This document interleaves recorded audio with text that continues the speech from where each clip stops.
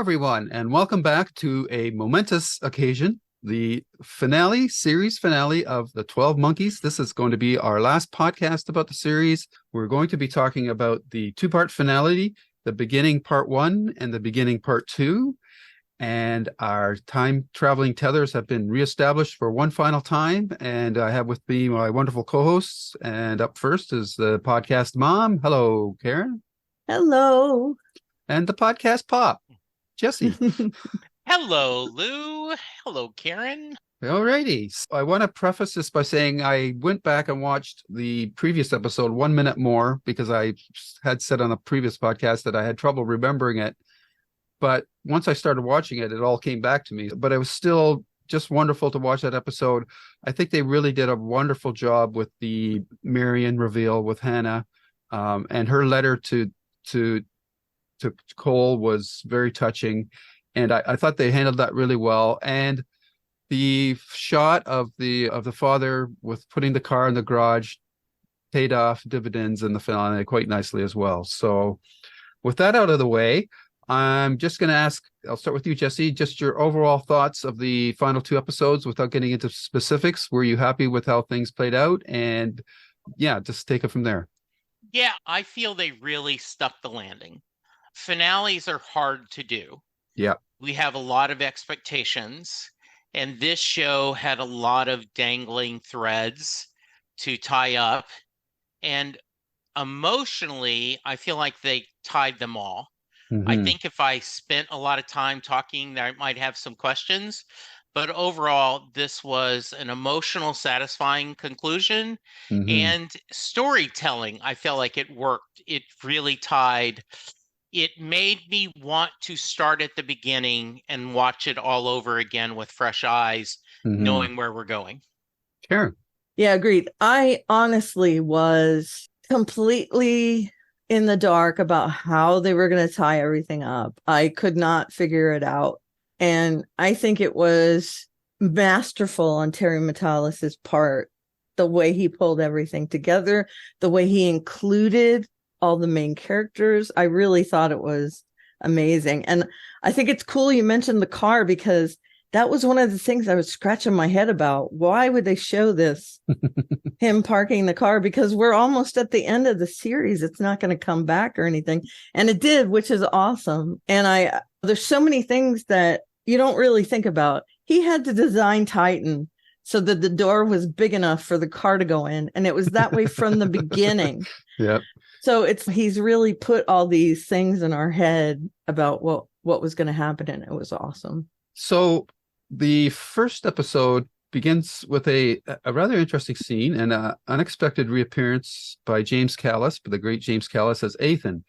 And that scene, while it pays off dividends at the end of the second episode, I was trying to reconcile when he would have done this. And I don't know how you guys felt about the scene. He played the scene wonderfully, but it was interesting that scene was there. And I assumed it was like the Chekhov's gun to close off the episode. But Karen, how did you feel about that scene? Yeah, I did wonder, was there a space between the last episode and this finale? I didn't look it up, so I don't know. But it seemed like maybe there was some time between the two because of that kind of wrap up summary type thing at the beginning. But I don't know. It was cool to have that in there. Maybe it was to remind people of things that he was going to bring up in the two-parter. Jesse. I had the same thought. Why is this happening now?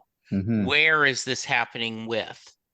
And we do get the reveal on why this happens. And it's a good reveal, right? I'm really happy. Oh, okay.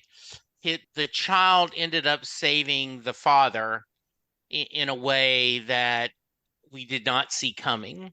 And at first I'm like, did they just want to give, our boxes of finals give significant characters a chance to appear again? Okay, checked off. We got this. He was significant, not in many episodes, but in enough episodes and it's a significant character.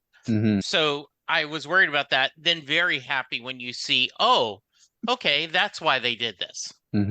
Okay, so we start this episode and we've had that opening scene, and then we moved back to the main storyline, and everybody's in a pretty bad place. They're pretty dejected about how things have gone. And then they've decoded the symbols and they realize that they have to erase Cole from time. And in my head, I'm going, boy, this sounds a lot like Fringe season 4 with Peter and the machine. But this obviously predates that. I'd be curious to know if the showrunners of Fringe ever watched 12 Monkeys, because that was an interesting thing. And of course, there's a lot of emotional scenes here, especially between Cassie and Cole, because she's just not accepting the fact that he's going to have to erase himself from the timeline. And they have to come up with a plan to how are they going to, because they don't have enough power, and the only place that they can get the power from is Titan. So they come up with this plan, which wonderfully allows us to bring back certain characters into the show. And Jesse, why don't we play with that and up until the appearance of a character that we haven't seen for a while? We had asked, are we going to see Ramsey again? Are we going to see Deacon again? How are we going to do this?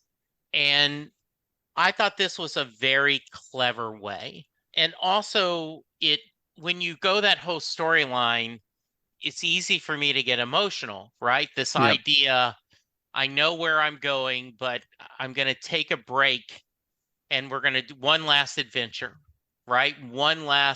He has my back. He's always had my back. And if we're going to do this, I've got to have my little John, my Robin, whatever. And so I loved seeing him. I loved the kind of acknowledgement of, okay, yeah, this is what's going on. And skipping ahead just a little, and what an emotional goodbye that just, once again, I keep saying, stuck the landing with me emotionally. Yep. It was great seeing him again, and to get right at him seeing in full him and Cole together, not this argument, not this fighting about having different beliefs. They were in sync, the same page, trying to find the rock and roll music to listen to and have fun. Okay, right? Wait a minute.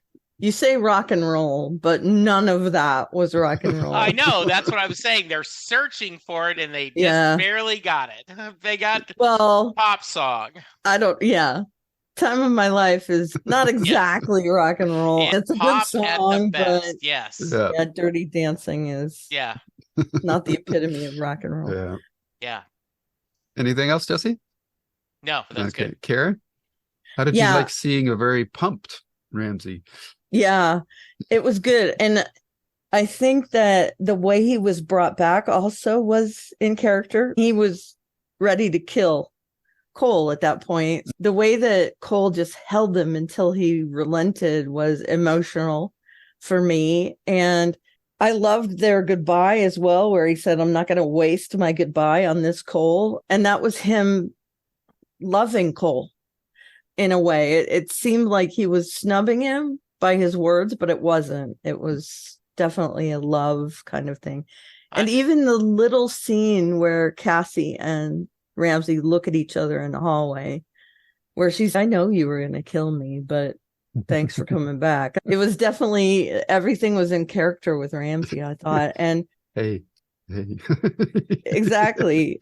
Yeah, it was like that, like when guys do a head nod to each other. Yeah, exactly. Hey. Yeah, and the car scenes were great. Like I said, I love that it came back to the car. My husband and I are into muscle cars, so seeing that car come back was awesome. Seeing them, it hurt me that they destroyed it. But again, that didn't happen. So the car's not there because they erased Cole. But anyway, that car was awesome. I don't remember what kind it was, what make and model. I don't know that I ever really registered. It was just a muscle car. And that scene where they're changing the channel and they're bantering with each other was great. It was nice to interject some levity into that. And it reminded me of, and I hated the ending of How I Met Your Mother, but there was a whole episode based around 500 miles that it got stuck in the car's dashboard. And it's the only song that played in Marshall's car is I Will Walk 500 Miles. Yes. And this it was him switching around and seeing what was in there. It was awesome. And Cole didn't know that Ramsay was going to relent at that point. He switched it to, I've had the time of my life. Cole was snickering. And Ramsay goes, yeah, okay, that's fitting. That was a surprise to me that he would actually, is he a secret Dirty Dancing fan? I wondered. A lot of people like Dirty Dancing, so Sure. Who knows? But yeah, I think it was just more the time of my life was. That it fit with what they were yeah. doing. Yeah. Yeah. So I love the whole breakdown of Cole snatching Ramsay just before he's getting shot, and Ramsay's reaction, like they're fighting each other, and then they finally embrace, and it was just so really well done. And I imagine Kirk must have had a blast coming back on the show. Maybe he knew, because the show had been pretty well planned out. Maybe he knew he was coming back for the finale, but it just was really well done. And as you mentioned, Karen, using the car from the previous episode was really well done. A nice callback to that, his dad setting up that car for him. It was just emotionally satisfying. And you're going, how did he even know the car was there? But you just go with it. So it just worked out well. And then when they blew it up, I actually felt a little pang, because I thought, geez, was such a nice car. But and then go ahead. I'm sorry, Lou. No, go ahead, Jesse. One of the things I loved is finding the engagement ring in the glove box. Yeah. That he knew what that was for. And he knew why she didn't. We know, as he does, why his dad never got to give it to her. And then to give it to Cassie is really emotional. I just thought that was really nice. So the car served a couple of purposes. Yeah. I have to admit, when they played that scene with Cole giving Cassie the ring, I thought that was where the episode was going to, or the series was going to end up, on that the beach with the ring and the sun and all that stuff. So that was, but it didn't play out that way. And actually, they did a better job, I think. So then we get into the battle to try to gain access to the Titan's power source and the control center. And I really liked how the show made use of all the characters. Cassie and Jennifer were doing like the spy stuff, decoding and getting the code. And then moving into the second episode, was the whole fight scene with Cassie and Olivia, which I thought was really well done. Was pretty brutal, pretty hardcore takedown stuff going on in there. And it was amazing that a minute before it happened, I was going, what happened to old Jennifer? She just hasn't shown up. And then she has such a great entrance that Karen, why don't we talk about all that stuff that I just mentioned? Yeah, we mentioned Cole and Ramsay being, that bromance. And I think we have that same type of relationship between Jennifer and Deacon. And for them to be the old Jennifer, for them to be teamed up in these episodes, I think was awesome. Because we know that Jennifer knew about the knife and all that stuff. For her to be back with him was super awesome in a kind of bittersweet kind of way. On the flip side, seeing them together in the Cole-less world was cool, in the bar that Deacon ran. Where you don't know that it's her. I got the inkling it was her from the messy hair, but she lifts her head up to watch the bar fight. It was awesome. I feel like they are their own buddy comedy. Cole and Ramsay are like a buddy comedy.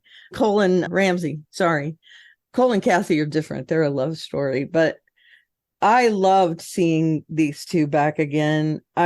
We had mentioned how gutting it was to see Deacon die, and I loved seeing him back again. And the funny thing is, it's the Deacon that's before all of this.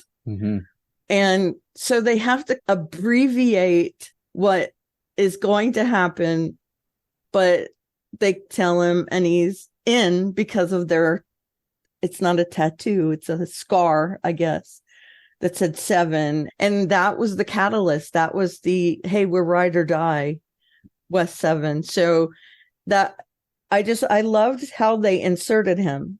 It's not the Deacon we know. It's the Deacon from before that, but we love him just as much because of how he throws himself in. It was very cool to see that. Jesse. So my question about that is, has did everything that happened end up happening, or when they do the reset, none of it happens? None of it happens. None of it Okay, happens. Yeah. because it Because feels he's the like, catalyst for everything. yeah, because it feels like Deacon's, I'm going to have to be a hell of an actor. The Right. idea that I'm going to have to pretend I don't know any of this, Right. Mhm. Well, you know, but going forward. they don't know what's going to happen. I feel they don't know that everything's going to be erased. Yeah. So that's his assumption at that Right. point. But I love that it was that Yeah. they don't have a plague. That Jennifer Yeah. can make her unicorn, Yeah. be a doctor. How did the old Jennifer survive then? She didn't. But she's Jennifer in the just barn. ages. Oh, No, okay. that's not the old Jennifer. That's That the looked like older Jennifer, I think. Okay.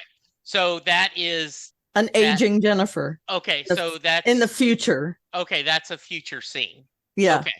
All right. Well, I mean, got Deacon- the feeling this was all the same timeline. No, I don't think so. Because we know Deacon was a kid when Cassie was on TV. Okay. That you So got. It. Okay. That makes That was sense. definitely a future kind Okay. of, hey, we're showing you what Okay. happens to Because these it characters. almost feels that to me that Jennifer remembers all the timelines. She does. Okay. Does everyone or just Jennifer?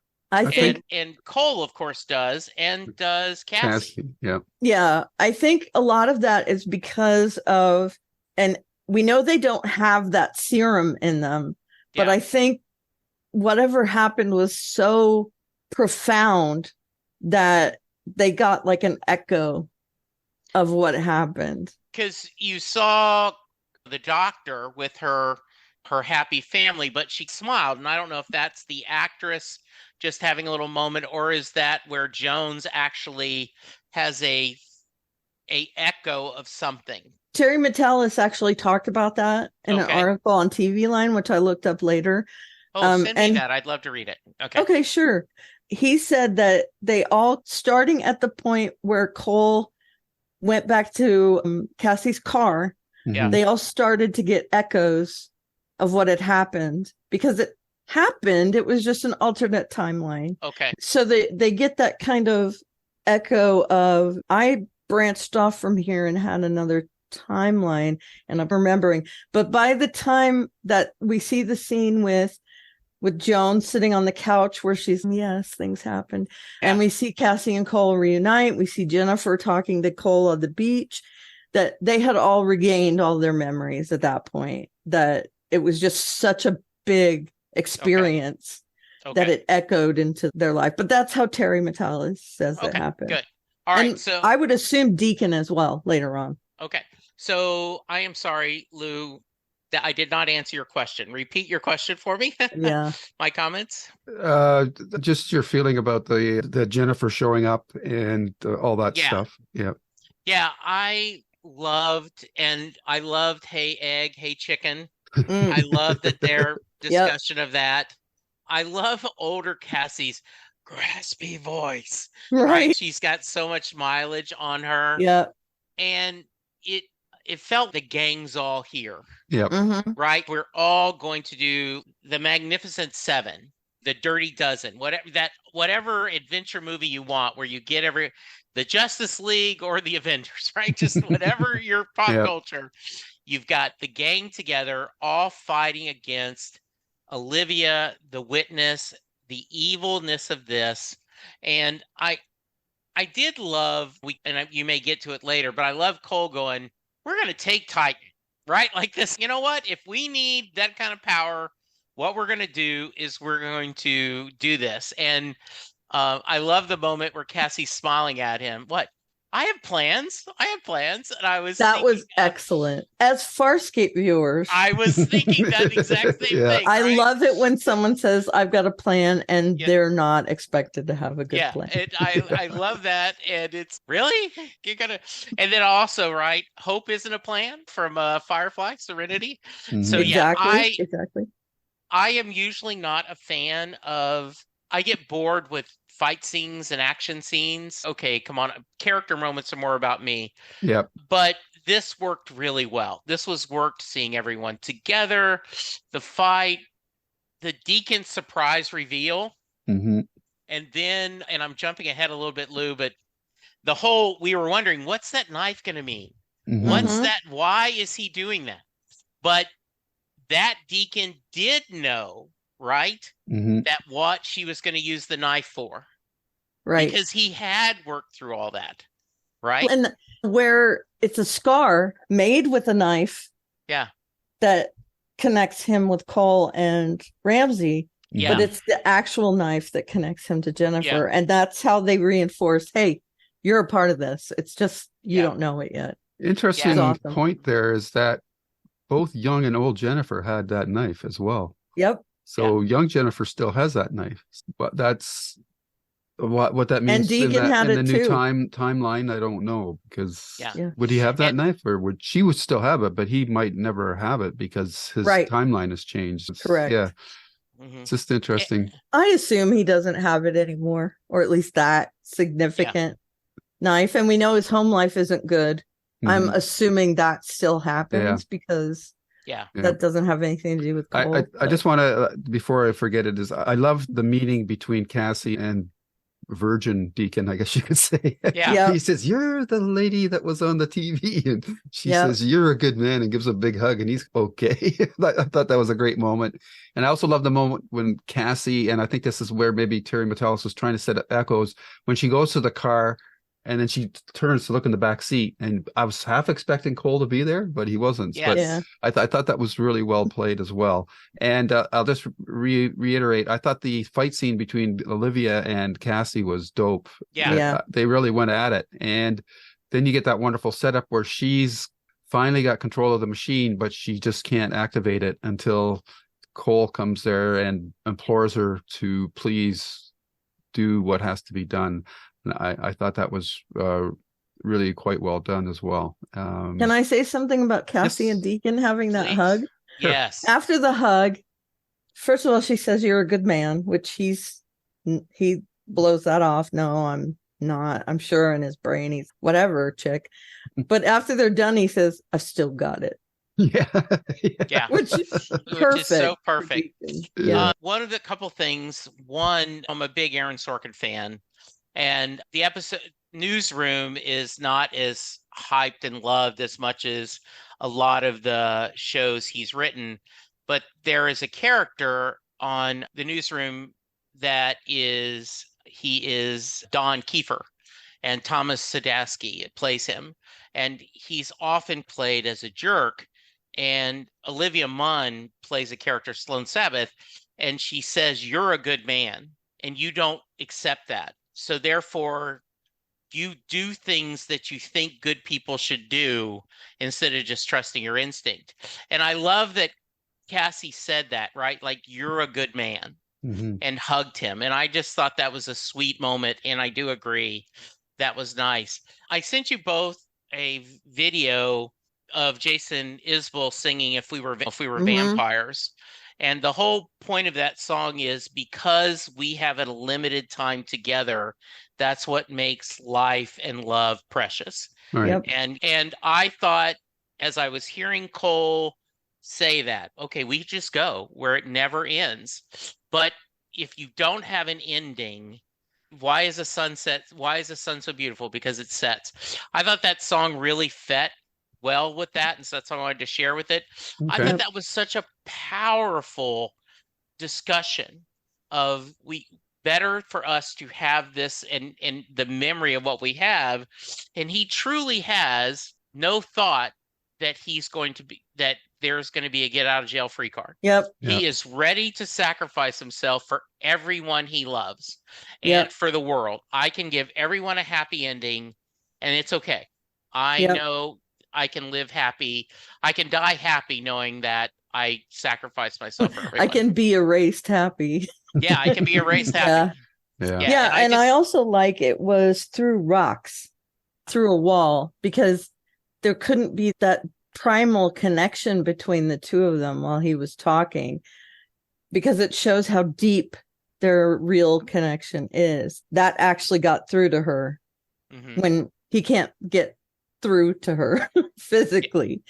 There was a lot of that kind of thing, showing connections, showing how deep people's connections are. And that scene in particular, I loved it. There was no crying for me like there was during the reading of Cole's mother, Hannah's letter to Cole. That was enough to make me cut onions here in the house. But in this case, it was more like an impact where I felt it heavily, the connection between these characters. And then that scene in particular, where he's saying to her, and another thing it reminds me of is The Good Place, where they have to change how things happen in The Good Place because no one's happy there.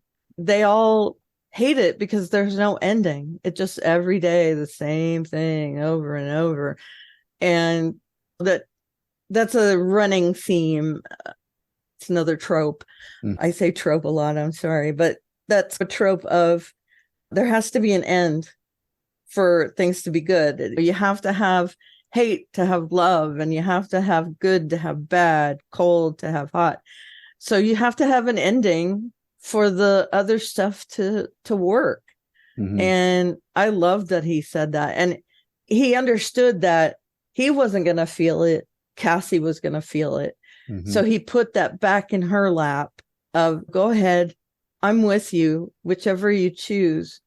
But I want you to know that's a bad choice. So I hope you make the right one was, oh, wow, just very deep. Yeah. A nice conversation. It's a great point because Cassie had to make 2 tough decisions in the last couple of episodes. She had to release the plague, and now she had to reverse this Red Forest, Hawking's, whatever principle they were trying to state they were trying to achieve. So that's a great point, Karen. Another moment that I want to bring up is the appearance of old Jennifer. I come to you now at the turn of the tide. I just love that line. That was great. And then the song that she chose was fantastic. Yeah. Yeah. I love that. I thought that was really another appropriate song. Don't You Forget About Me. But yeah, that's her thing with. Yeah, with that's her Deacon. thing. And also, once again, Jennifer loves throwing in the pop culture references. Yep. The good morning. Yeah. Exactly. Yeah. So lots of great stuff there. And then they also answer the question of what that skeleton figure was. Never figured it would be Olivia, but at first, like when the time jump goes 894, like what the heck's going on? Right. Like where are we going here? And then they showed that her body decomposing. I thought, wow, that's cool. The next part of the episode is that everybody's saying goodbye, which was a very cathartic experience for the viewer because we've been with these characters for 4 seasons and we all want them to get their proper goodbye. Older Jennifer and Deacon go off into the sunset, arm's length. I thought that was great. And then the younger Jennifer, I thought her goodbye scene was just so in character for her. I'm a performer, I'm an actor, and I thought that was just great. And Cassie and Cole was the goodbye that we thought we would get. And I thought that was really well played. So Jesse, you want to run through the goodbyes for everybody? And don't forget Ramsey. Yeah, Ramsey saying, I'm not going to say goodbye. I'm saving it to the goodbye to my brother who needs it because he's having to do this tough thing. And I love the idea of Jennifer is so sad. Jennifer loves everyone. Yep. And she is and Cole comforts her and says, you were the best of us. And then because she has been an actress, she has been that, she's had to play a role so many times. I'm ready to be sane now. I'm ready. And then on France, when she was the actress, all that. And so that whole idea that I don't say goodbye, I thank you and know that perhaps I'll be on stage again was really beautiful. And I didn't know, I was hoping we'd get a happy ending. And I wasn't sure how, but as I got the feeling we're saying goodbye to everyone, I said, okay, there's a good chance they're going to show us that everyone is happy down the road, but it's us saying goodbye to this version of the character that we won't see again. Yep. Yeah. And it's just very satisfying seeing that. Absolutely satifying. Karen. Speaking of satisfying, how happy were you to see that Olivia was in pain when she got splintered back to 894 or whatever, that she suffered? I enjoyed that. That was a shock for me. That came out of left field when we were seeing it. And it's been a couple seasons since we've seen that. that half a body. I had wondered, oh, where's that body going to come from? Are we going to get a payoff? And then I totally forgot about it. Yeah. It's completely out of my mind. And then for them to pull it out of their hat right here to say, hey, Olivia's not just the witness, but she started this whole plague thing. But again, we don't have the witness, so we don't have her splintering back to 894 or whatever. Apparently, she just grows up in a box. And makes me sad, but I'm happy that she doesn't become this horrible person. Yeah, the goodbye scene, getting back to that was all so touching. Ramsay knowing that he had to be there for his friend, even when his friend was going to kill him. He knows he's going to die at that point, but he also knows that Cole needs this sympathy, this kind of letting him off easy, essentially. And the goodbye for Jennifer was just so Jennifer. I adored it. She's got her stuffy there, hugging it to her body. And I love the payoff about the unicorn. Yeah. That was fantastic. And it was great that Cassie and Cole and then everybody broke down in applause. It was so great. Yeah, it was awesome. She gives her little speech where she's an actress on the stage and they're all like, hey, one last kind of you're awesome thing. They were applauding more than that little speech, definitely. Yes. They were giving her all the accolades she deserved. She was the crux of everything, where Cole was the thing that made everything bad happen. She was the way that everything good happened.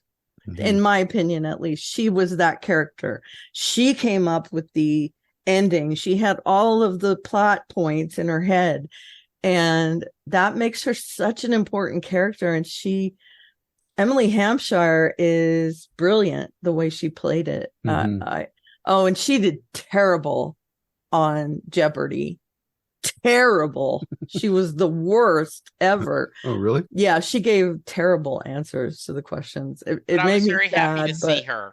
Yeah, that was great. And I love how self-deprecating she is. Whenever she answered stupidly, she would go, oh, of course, why am I like this?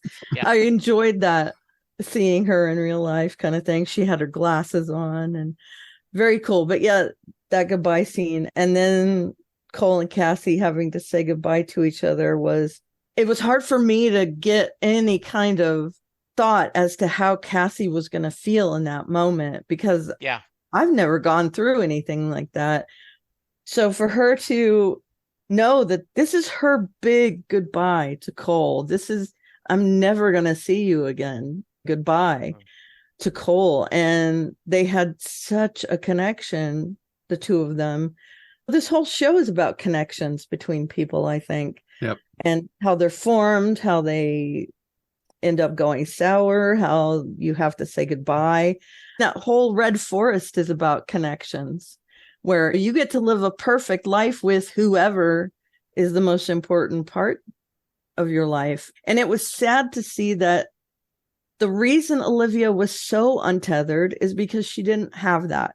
She says in her little speech that the Red Forest isn't for me, but it's the only way I can do anything, is to stop everything.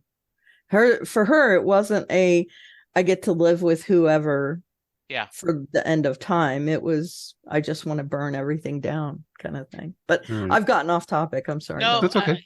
One of the things I wanted to mention is, you mentioned Jennifer saying goodbye and everyone applauding. Yeah, how often in these episodes have we said Jennifer was the star, right? Jennifer was the highlight of the episode. Jennifer was the highlight of the episode.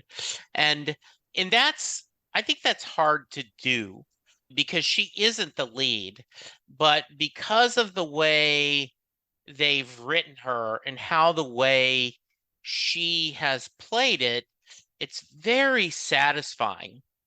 I've loved her. And by the way, I don't know if you're caught up on Celebrity Jeopardy, but Melissa Fumio from Brooklyn Nine. Oh, Fumero, yeah. Well, she's smart. She was funny. Oh, okay. Was she not good? So I don't want to spoil it, but let's just say Oh, she was funny. I thought she was smart in real life, but Yeah. who knows? Yeah. Yeah, I like her on Brooklyn Nine. Yeah, I love Brooklyn Nine. Yeah. Yeah. But yes, back to you, Lou. I thought Jennifer and everyone applauding her, and she has, in a lot, as Cole said, she is the heart of this series. She just truly is. Yeah. Yeah. She had to do a lot of heavy lifting. Yeah, absolutely. Because she had to handle the more outlandish aspects of the show's mythology. And I thought that was done in a really great manner. Now she had to play a caricature without making it a caricature. Yeah. Which is super difficult to do. Sorry. Yeah, for sure. No, that's cool. That's a good point. So then we get down to the final portions of the episode. And I have to admit, I'm a little disappointed to the answer about the cigarettes. I don't know how you guys felt about that she just had a patch out in the backyard. I said, okay. But how did you cure it? And how did you strip it and cut it all up and everything, dry it? Yeah, but whatever. Then where did you get papers? Thank you, Lou. I was exactly the same way. Yeah. I'm glad they explained it. Yeah, but I don't think they did a very good job. I was expecting that maybe Ethan or Cole or somebody had grabbed like a big pallet of them or something like that. And, exactly. Right. That's what I was expecting. So that was what I was expecting too. Yeah. Right. Like when Cole hands her that and it's the last one, for her to say, thanks for getting me cigarettes. Yeah. I feel like that would have been an interesting way to do it. Yeah.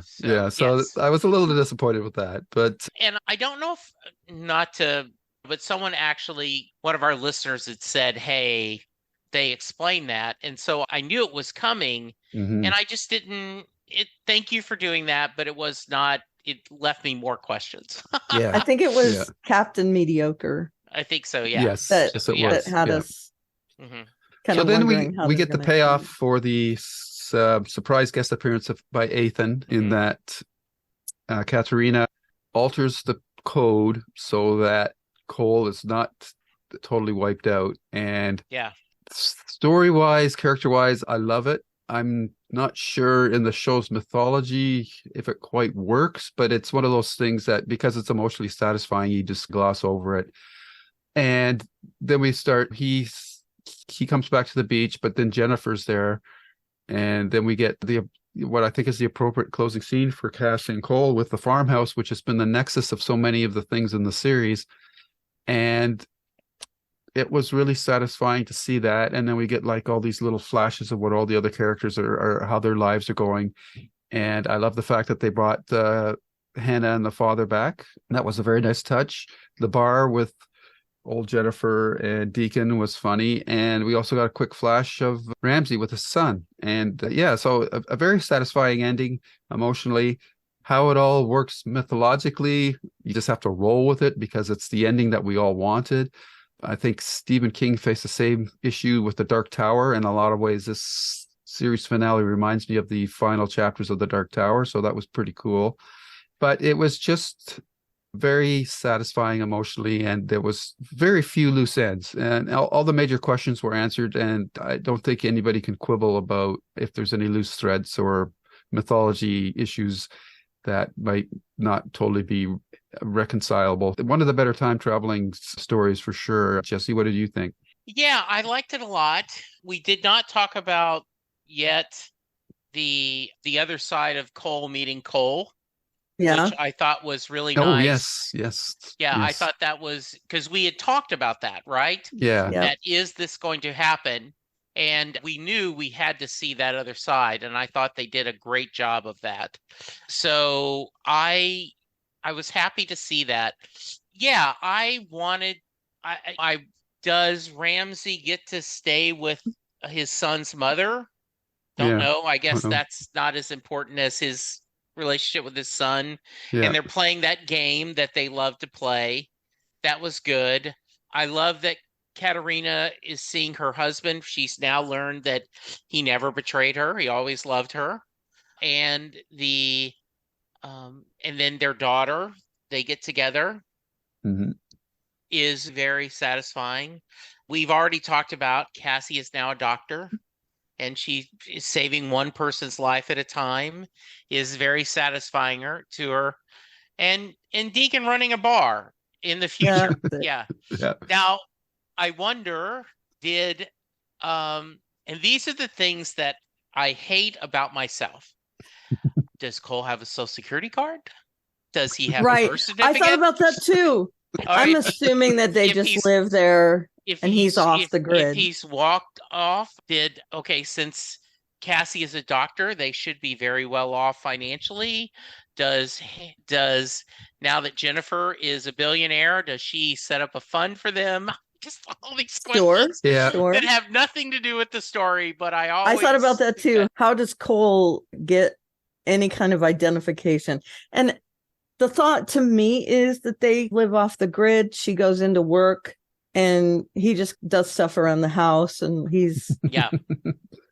I was just wondering, like, how is Cole even existing, because Hannah is not going to be his mother anymore. Like, it's that's the supernatural part of time owes you. Time owes you. Yeah. And we haven't mentioned Lasky and Adler. Oh yes, playing chess. That was great. Playing chess. That was fantastic too. Yeah. That was a really nice scene. Yeah. So I wanted a happy ending, and when Cole wakes up and there's Jennifer with a drink with a umbrella in it, and she is, no, it's not heaven, it's Key West. And then she's, hey, Otter Eyes, because she's always going to call him Otter Eyes. And she's so excited. And then I wonder, how does he show up where this house is? Did Jennifer have a car ready for him? Anyway. Yeah. I loved this emotional ending, that they're together and that he's fought the good fight, and time, quote unquote, rewards him for his ultimate sacrifice by giving him his dream life. And you assume they live happily ever after. And do they have a child that they grows up? I hope so. It just was a really beautiful ending. That grows up to be a scruffy adult. Yes. Like Cole.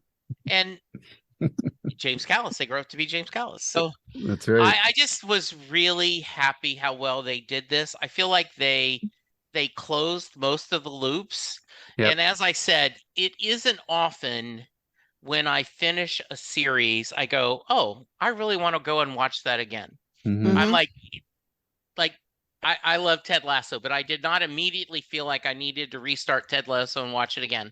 Right. This, I go, man, I bet you this is, on a second watch, we would catch so much else that we're going where they're building this. Yeah. And it might answer some of the questions that we're asking right now that we just didn't catch the first time we watched the show. Right. For sure. Karen, did you have anything more about the ending?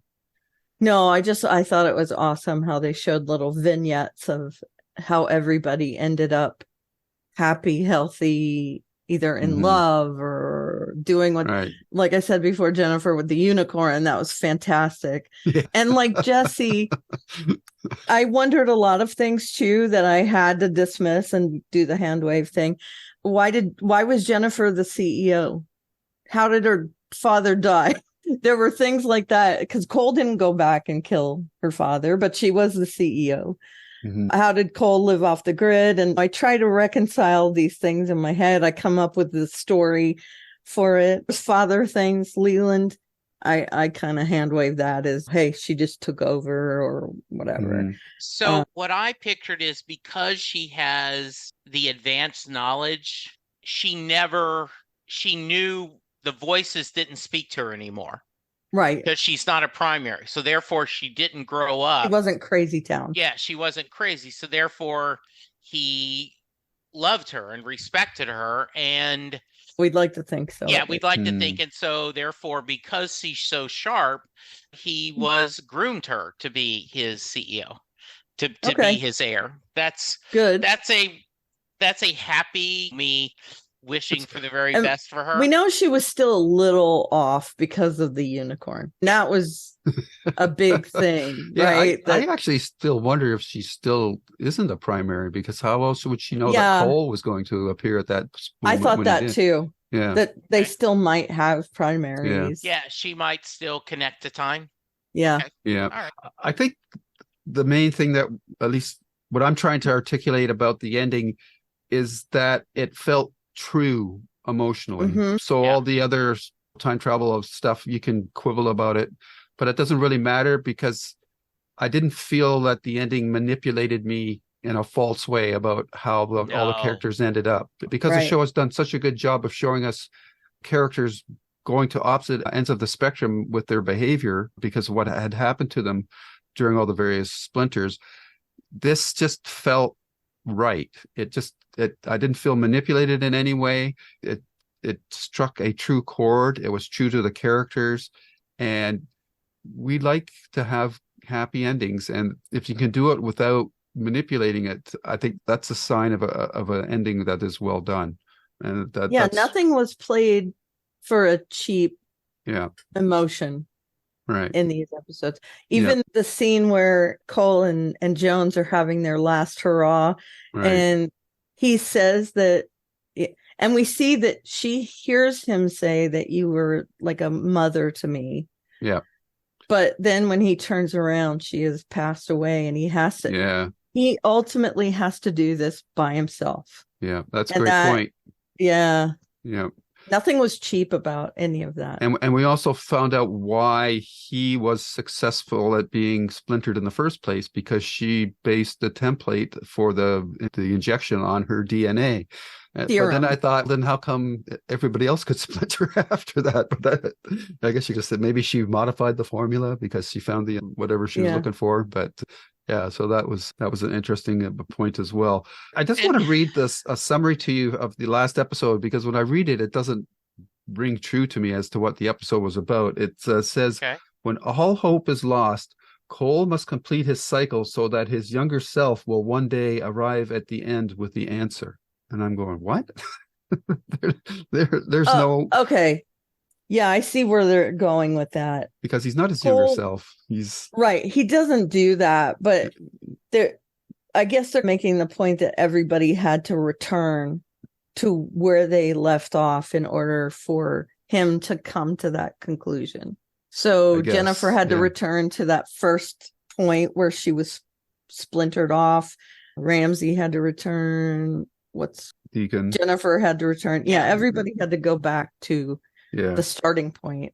And that's just part of the theme of the ending is the beginning, is the ending, is the beginning, is the ending. They had to go back to where they were before. Because the reason I'm raising this point, because for me, the answer to why they had to do what they do is the conversation that Cole has with Cassie when she's hesitant to press the button to turn the machine off. That, to me, that was the answer to the whole thing. That the summary is without time, without a beginning and an end, our lives lose all meaning. Stories need a beginning, middle, and end as well. So I was a little confused by that episode summary. I think that's the science-y part of it. Yeah. And I think we're connecting more to the philosophical side of it. Emotional side of it. But they wanted to make a point that in order for time travel to happen and for the things to unfold so that they come to the conclusion, they have to erase Cole in that timeline, in that parallel universe. They all had to go back to the beginning point, and Cole didn't. I don't know why the summary says that, but everyone else did in order to complete the circle. Completing the cycle kind of thing is their way of saying die. Yeah. So they all had to go back to where they would eventually end up, which, again, it's very timey-wimey. It's not a bootstrap paradox, which I like. They don't have to go back in order to manufacture a way for the things to add up. It adds up because of what they did. And I am so into time travel stuff, time travel books, time travel shows, movies. I love the thought that you can change things, but you have to do what you were gonna do in order to get there. But you have to make that connection in order to actually arrive at the point where you can change everything. Mm-hmm. And it makes me very happy that they ended it like that. So Jesse, I've got a question for you, because you're our timey-wimey Doctor Who expert. How does this show's time travel mythology compare to the Doctor Who stuff? So one of the things that Charles and I talk about often is time cannot be rewritten unless you need it to rewrite for the purpose of the plot. I think this was very satisfying because you got that emotional payoff. Right. And we went through that challenge, right? Like you mentioned earlier, Cassie had to let the plague go to kill millions, if not billions of people. Mm-hmm. Then she has to lose the love of her life. Mm-hmm. And her son.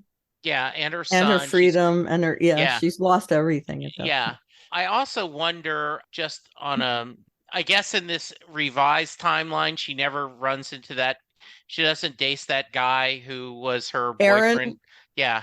Yeah, so, I assume she dumps him once she starts remembering things. Yeah, exactly. Yeah, but she remembers how he betrayed her too, I'm assuming. Right. Yeah. So I think this is one of the better time story series. And I think this is a good example of, as you just said, Lou, you need a beginning, middle, and end. Stories need to end. One of the downsides of Doctor Who, which I love, is you have endings of a Doctor, but there isn't too much you can totally do to change so much. And this was, you're able. We lost characters, we got them back, we got to feel, and yes, we got the happy ending of everyone turns out to be okay except the bad guys, which I'm happy.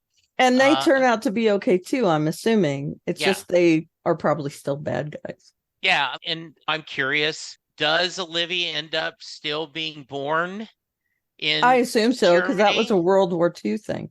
Yeah, but because there isn't this whole time thing, does she just raise normal, or does the mad scientist raise her? We don't know. So I love it. I hope they never go back. I think this is a series that is best. You don't need a sequel to this novel. It's just a really self-contained novel. Yeah, agreed. For sure. Yeah, I will say I watched Doctor Who too, Lou. Yeah. Yes. And I watched it way back. And I would say that Doctor Who time travel is not an explained kind of time travel. Yeah. It just is. The TARDIS is a kind of magical thing. Yeah. And it enables them to go through time. That's not a huge part of the plot, to be honest. Yeah. Time travel is the vehicle which allows the stories to be told. And in this case, time is a character in the show. It is. And they made that clear in that last episode that time feels like it owes him. And I feel like a lot of this can be explained as, well, time travel wanted it to happen that way. Mm-hmm. Time is invested in what it is. And I also appreciate that they make the point that we're all time travelers, all of us, because we live into the next minute and into the next minute and into the next minute. So that we're moving forward in time. We're time travelers. That is a really cool way to look at things. And practically, in my mind, there's no way to go back. There would be absolutely no way for us to create time travel so we can go back. I might be proven wrong at some point, but that already happened. It's done. It's over with. That doesn't exist in time anymore. It's gone. But we already know that we can move forward in time because of how space affects people. They see things that people on Earth don't see yet. And when they get back, they have a different timeline, essentially, to everyone else. Everyone else has aged a different way than they age. Mm-hmm. So theoretically, we do have this kind of time travel where it's us living in the next moment, repeating this every minute, and other people being able to transcend that. And this is a long way for me to say I appreciate how they attack time travel in this show, that I do think it's self-contained, that it doesn't need to be brought up again ever. I think they should let it go. And I don't think there's ever been talk of them doing a reboot or whatever. I do think that Terry Matalas probably just thinks it's done. It's in the past. It doesn't need to be revisited. And I agree. You make such a good point that this is great how it ended. It would probably be not so good. It would cheapen the ending a little bit if they brought it back again. I'm sad that the journey is over for us. Yeah. But I'm satisfied with it, that as a project. I loved Picard. I did Season not 3. watch. I did not watch Yeah, season 3. Yeah, I did not. Yeah, this. I'm looking at what else Terry Mateus has done. Suits is also very good. Yeah, I've watched Suits. I've not watched MacGyver. I don't see. I wonder. Anyway, It's not my kind of thing, to be honest. I'm very excited to see what he does next. Because I think he's a very gifted storyteller. Yeah, agreed. He wants to do a sequel to the Picard called Star Trek Legacies, with the setup that he had with Seven and what is their name? Is it Raffi? I can't remember.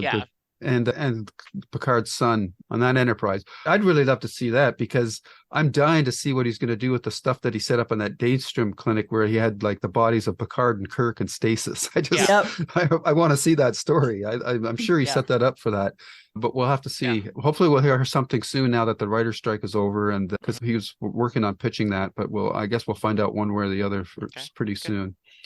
So nice. He has a lot of plans actually. Yeah. For Legacies, if he gets to pick that up, he has very high hopes. Yeah. He wants Jake Sisko to be in it. Oh, wow. A lot of other stuff. So cool. I really would like that to happen. Yeah. It's very cool. I noticed, I have not heard it yet, but the Shuttle Pod Show, which is a podcast, he was September 30th was a guest. Yeah. He was great on it. Yeah. Okay. I watched it. It was really good. Okay. It is. And also Deacon. God, why can I not remember his name right now?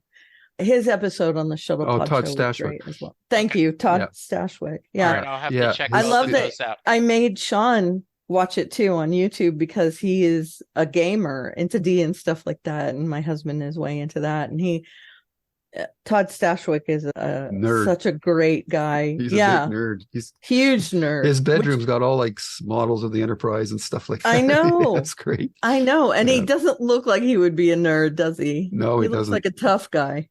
So anyway, sorry about that. No problem. All right. I guess we'll just go around the table for last words. And I'll start with you, Karen. Any last things you want to say about the series? I'm sad and happy.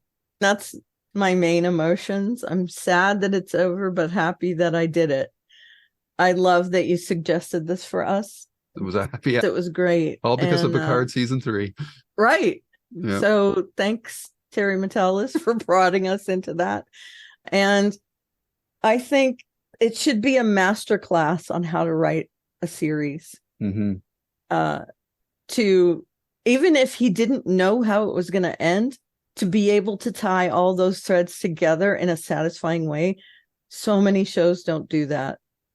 I liked the ending of Lost, to be honest. I did love it. Yep. But I liked it. Too. Yeah. Yep. I did but too. that's an example of them not being able to tie everything up. Because there were a lot of things missing from that. Yeah. I think this is just amazing how it enthralls me how he tied things up in this series. Yeah, I am a better person for watching it. Yeah, I think you made a great point, and it's because Matalas emphasized characters over plot points is why the series worked. Agreed. Jesse. Yeah, I've said multiple times, how did I miss the series the first time it was on? This is a little bit biased because this is the most recent thing we reviewed, so I have a little bit of bias, but this truly, I think, is one of the best things we've watched together in this rewatch. Partly because none of us had really seen, none of us had seen all of it. Yeah. And just how well it executed. So I'm really happy with this. I absolutely love Amanda Scholl, and I've talked about that, my crush on her. We know. And so I just think she delivered that she can carry a more serious role. I loved her in Suits. This was just really nice. And I'm glad we got to spend the time with it. And so, yeah, I'm excited to see what the creators do next, and I'm happy. Great. Yep. Great. Yeah, I echo everything you guys said. I think one of the reasons why the show was hard to catch is because of the way it was aired. It was like they did it in blocks and very erratically. So I think that's part of the reason why it dropped off of everybody's radar. I'm actually a little stunned that this show got made in the first place on the Sci-Fi Network. I think it was a bit of a happy marriage because they wanted to do something based on 12 Monkeys, and Terry Matalas had all these scripts for this thing that he was calling Splinter originally, but then he just rolled with it and just merged the 12 Monkeys mythology with his mythology, and we ended up with this. I actually think his original version would have been better myself. I don't really think the 12 Monkeys was necessary, but it's all about brand recognition, name recognition, so they went with that, and it turned out fine. I don't think it subverted the show in any way, and actually I think he leveraged off of it and used it in an interesting ways that I don't think any of us were expecting. So yeah, this is one of those hidden gems. I highly recommend that anybody out there happening to be listening to this podcast, and maybe just jumping to the last episode for some reason, highly recommend you check out this series. It's tight, it's compact, and it has a great beginning, middle, and end, which is what we want from our stories. I think that's about everything that we can say. I'm sad it's over, but it's been a lot of fun, and I'm just glad that the way things worked out in real time for us is that there was quite a bit of a gap between getting to this last 2 episodes, but it was definitely worth the wait in any regard. And we can always take warmth in the knowledge that we didn't have to wait 4 years to watch it all. We could do it in a compressed time frame to begin with. Yeah, and not to be sappy, but I love doing things like this with you guys because we get to mesh our minds together and see things that we wouldn't normally see. Right. Yeah, I absolutely agree with that. Yep. Alrighty. So with that, folks, our next project will be something different. And Jesse, I think it was your suggestion, right? Yeah. So we are going to do a one-off. If Karen ends up reading Holly, we're going to talk about that next week, right? And if you're not, we're going to do, so just let us know in plenty of time, Karen. But we are going to explore the HBO miniseries Watchmen. This is, speaking of Lost, not J. Abrams. Yeah. No, Damon Lindelof. Damon Lindelof. Yeah, is a huge fan of the original comic book series. And he wanted to do a story set in that universe that's a sequel to the comic. And so if you have not read the comic, that is probably, you don't have to enjoy the series, but you will get a little extra enjoyment if you take time. Yay. You've read it? Yep. Awesome. And I'm a huge fan of Watchmen. Yeah, so this is a series that I think is very enjoyable.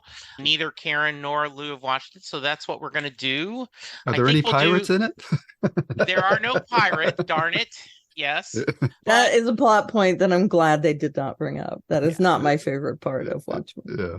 And this Regina King is the star. Oh, nice. And she does very well. And there's 9 episodes. So do we want to do 2 at a time? Yeah, sure. And then save for the last episode for a separate. Yeah, I think that's good. Yeah. Very nice. So we're going to do Holly sometime, and we're going to do Watchmen. It's available on Max, or as they say back in the day, HBO. I hope you guys watch it and then enjoy our discussion. Back to you, Lou. Very good. All right. So that's a wrap. Our tether is snapping for the final time, at least on this show. But until next time, Jesse, where can people find you on the interwebs? You can find me at Jesse Jackson DFW on Twitter, aka X. You can hear me talking music on Set Lusting Bruce. You can hear me talking John Hyatt on Perfectly Good Podcast, and Doctor Who on Next Stop Everywhere. Karen, where can they find me? Is that what we're at? Yeah, you can find me at Elevaria on the various social medias, and there's a link in my bio to my blog, and the landing page has a bunch of links that you might want to check out. Very good. And you can find me on YouTube at Lou's Reviews, where you'll find the JKL Media podcast, where we've just finished 12 Monkeys, which we've just done here. We've also done other shows, Devs, The English, and so forth that you can check out. And Midnight Mass, another good one. And I also have my writers podcast and the Stephen King podcast. And on Twitter or X, you can find me at Lou W. Sitzma. And with that, our travels have come to an end, at least for this show. But we will be traveling with other things. Jesse, Karen, thanks a lot. And to all our listeners out there, take care, so long, and be happy about endings. That's Bye-bye. right. Bye. Bye. And scene.